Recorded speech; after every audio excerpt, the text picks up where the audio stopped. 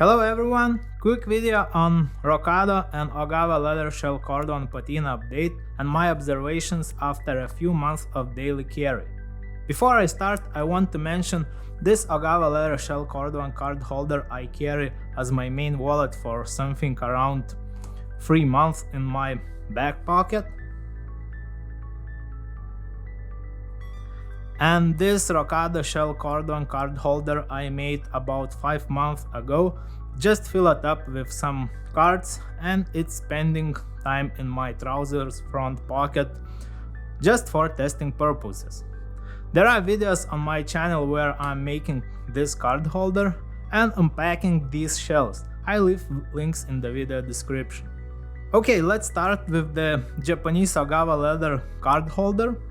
This shell was extremely well and even finished, without any scratches and flaws, which is a huge pro. For example, Handmade shell cordovan is very common to have various flaws on the surface. As you can see, this card holder over 3 months of daily carry, there is not many signs of patina yet. Leather just slightly molded over the cards, and I would say it's very resistant to wearing. No scratches, no patina, it didn't change at all. Here you can see the piece it is made from, an actual wallet.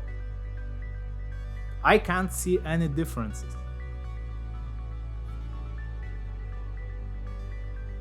So if your main criteria is durability and less changes in look over time, this leather is for you.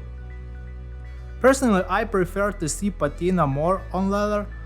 Also, it's pretty dry feeling leather, and it makes kinda artificial feeling while touching it. Here I would prefer Handmade shell cordovan, as it feels more pleasant. Unfortunately, I don't have a used Handmade shell cordovan wallet, only this belt loop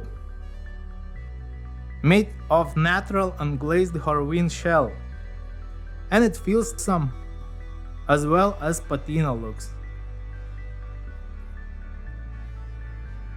Here is new unglazed natural shell, and here is with patina. You can see the difference.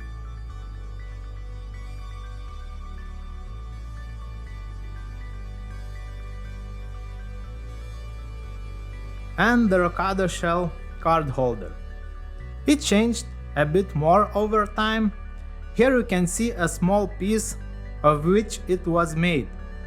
I didn't like this quite thick glaze cover on Rocado shell, as it looked like leather covered in plastic. Over time it became more matte and looks better compared to new. It has some scratches,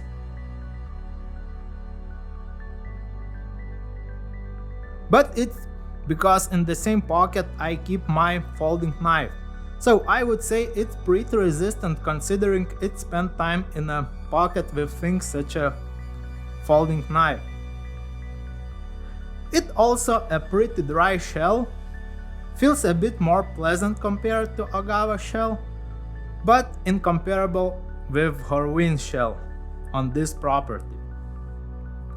Handmade shell has much more oils and waxes in it, and thinner glaze cover, which gives a much more natural and pleasant feeling while touching.